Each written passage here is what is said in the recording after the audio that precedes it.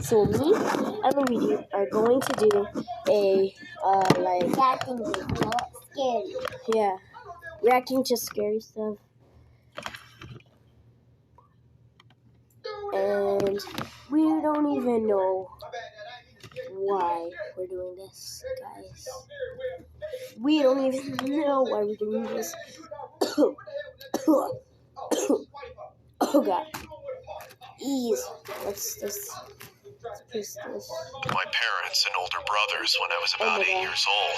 It was an unusually big house, but also extremely old. The walls were cracked, and just about everything was covered in dirt, but 8-year-old me. There's this.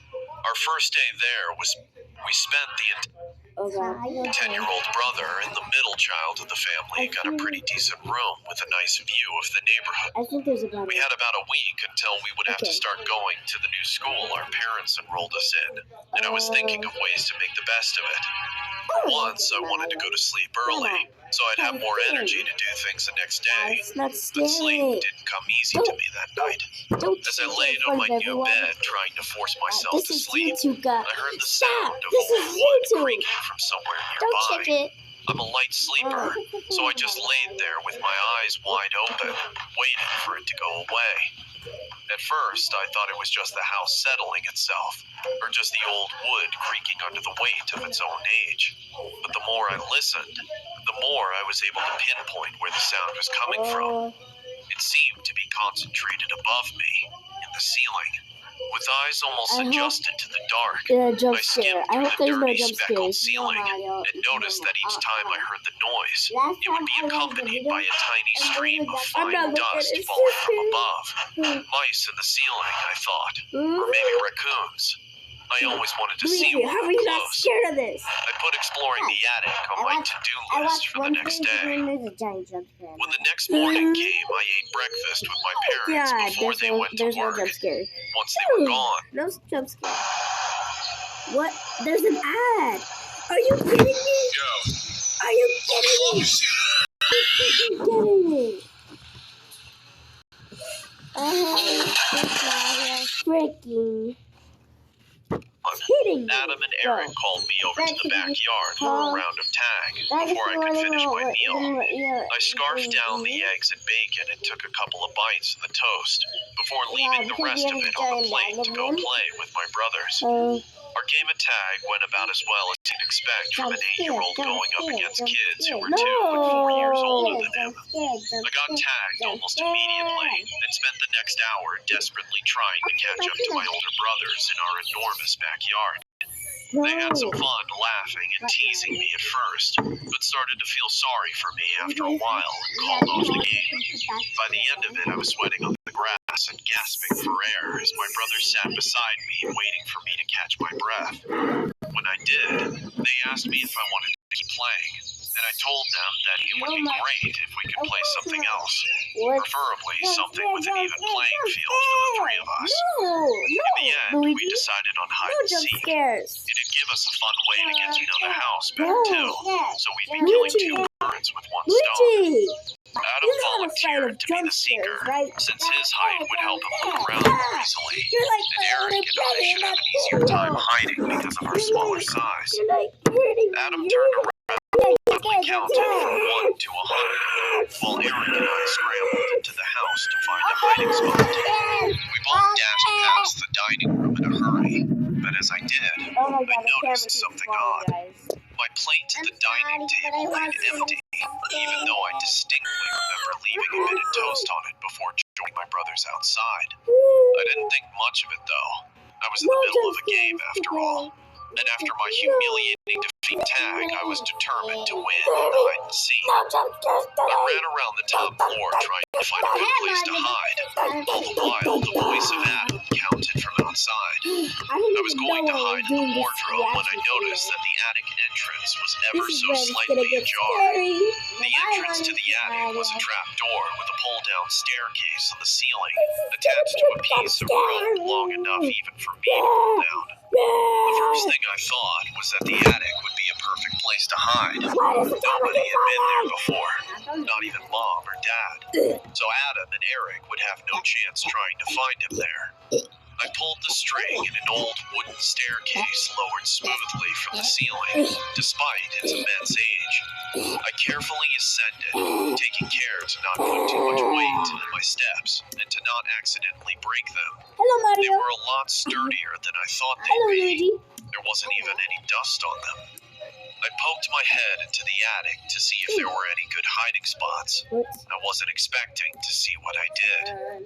Strewn all around the floor were empty bags of junk food and wrappers. There was also a trail of dark brown crumbs from toasted bread that led deep into the shadows of the attic. I could even hear the sound of the toast crunching as something or someone was eating it in the attic. I do not. I thought that it was probably just the raccoon I'd heard the night before and followed the trail of toasted breadcrumbs with my eyes and waited for them to adjust to the darkness.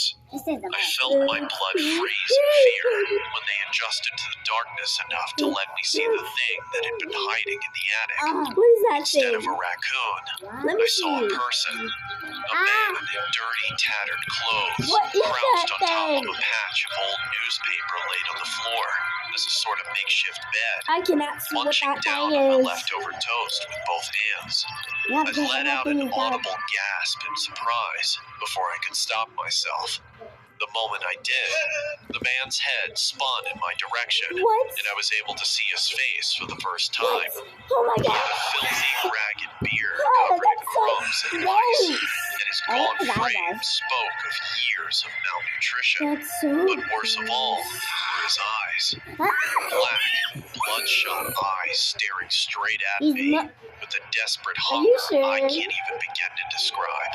I knew at that moment that I didn't look like a person to him. Just an easy meal that'll fill him far better than the leftovers he's been living on. Drool overflowed his ravenous jaws, and he lunged at me with arms outstretched to catch me. I ducked just in time, pressing myself against the steps. The man flew over me and tumbled down the old staircase. I took the opportunity to make a run for it as fast as I could. I found Adam still searching for Eric and I in the living room and quickly told him the situation. He took me outside and called the police on his phone. We were Oh my able to God. wait outside in safety This is not until the that police scary. came by to As search long the as there's house. no jump scares. Eric wasn't so lucky. Let's just sit down. When the police searched the house for our intruder, they found him hunched over Eric's eviscerated body in the master bedroom, Ew. holding a knife he stole from the kitchen. He was pulling out my brother's organs one by one from a wide slit in his abdomen and eating them with the ferocity of a starving animal. That's just. According to the police, the last thing the man said before they shot him dead was this: "I know all the places to hide in this house." Ew. Are you sure you want to keep watching this stuff? Hey guys, my I name's Harry. don't like Today, this we're heading out guy. into space. Working. Let's go, guys. I got the left clear. Yeah, that's Clear, not it's clear. Turn Mario. your left, turn your left. Oh, did you see that? What was that? Skip Clear, it. it's clear. Go, go, go, go. Oh god, Luigi. Hey guys, I see many of you commenting on my videos that this channel deserves 1 million Is that subscribers. what he actually But looks like? I also see the percent of people who watch my videos aren't actually subscribed to the channel. So, if you like the content, You're not want to support my subscribing. channel, You're and want to doing see this this for a channel video. reach 1 We're million reacting. subscribers, Yeah. or maybe I didn't even want to 500,000 do this. subscribers, then You go wanted ahead, to do this. subscribe, and hit the bell icon. It's free, and you can always change your mind Did later. you actually think this would be not that This happened to scary? me during Halloween when my friends and I were still in elementary school. We didn't have a lot of money for costumes, but still wanted to join in on the fun. So all 5 of us decided to go as ghosts for Halloween. You know the kind. The ones where the costume was basically just a white bed sheet draped over the person's head, with some eye holes cut out and Did covered you by leave me all by transparent black myself? cloth. The people we Guys, trick-or-treated I'm so from scared right didn't now. seem to mind either. Some of them even complimented us for all agreeing to go as the same thing. By the end of the night, we each had a bucket full of candy and were looking for a place to sit down and eat them. In keeping with the spirit of the season, we decided to hang out at the local graveyard for a bit as we counted our spoils. We gathered at the center of the cemetery near a giant angel statue that towered over all the crypts and tombstones around us. According to the plaque, it was supposed to depict the guardian angel of the graveyard, meant to help guide the souls there to heaven. After about an hour or so of snacking on countless mini chocolate bars and the occasional bag of gummy worms, our sugar rush had hit its peak, and we decided to play a game to burn off some of our excess energy. It came down to a vote whether we should play tag or hide and seek, with me as the deciding vote. I didn't feel like running around a cemetery for fear of accidentally damaging anything, so I voted for hide and seek. To decide on who would be the seeker, we drew lots in the form of sticks of licorice. I bit a chunk out of one of the licorice sticks, and we each drew one. After everyone drew a licorice stick from my hand, I was left with the shortened one and became the seeker. I covered my eyes against the angel statue and counted to 100 as my friends giggled and scattered around the cemetery behind me, still wearing their simple bedsheet costumes so that no one could tell who they were if they were caught fooling around in the cemetery. When I finished, I set out into the cemetery to find them all. I found the first one laughably easy. He was crouched behind a particularly big tombstone eating a candy not far away from the guardian angel statue where we started from. I asked if he wanted to help me find the others or not, but he said that he'll just be waiting at the angel statue sleeping off his early sugar crash. The second one I found almost by complete accident. He had somehow managed to climb up an old half-dead tree to hide in its branches while still wearing his ghost costume.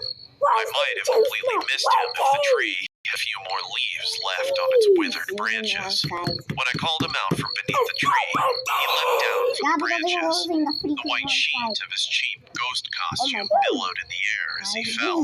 I nearly had a heart attack worrying that he might hurt himself or me by falling on top of me.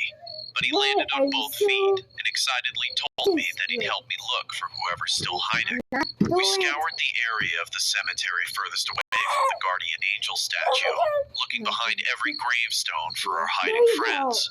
Finally, my friend pointed out that the door to one of the old stone mausoleums was slightly open. The two of us ran to the mausoleum, or at least walked as quickly as we could with our costume impeding our movements.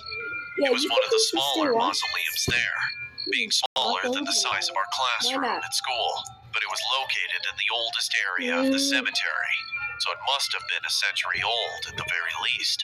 Its immense age showed in the ivy growing from the cracks in its walls that generations of groundskeepers had decided to ignore. The fact that a school child was able to bust open its rusty door lock. When I pushed on the door, it flew open with surprising ease. I'm too scared. Our nostrils were assaulted by the dank, musty scent of the moss and grime that had gathered in the mausoleum over the decades. I silently gagged under the bedsheet that made up my costume.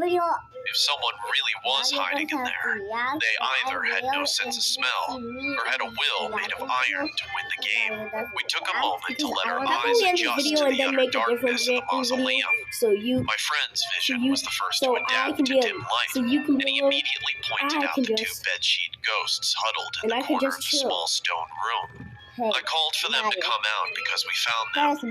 One of the bedsheet ghosts let out a playful chuckle and ran out of the mausoleum right away. The other one slowly sauntered out towards us. With them fully illuminated in the moonlight, the three of us immediately noticed how filthy their costume had gotten.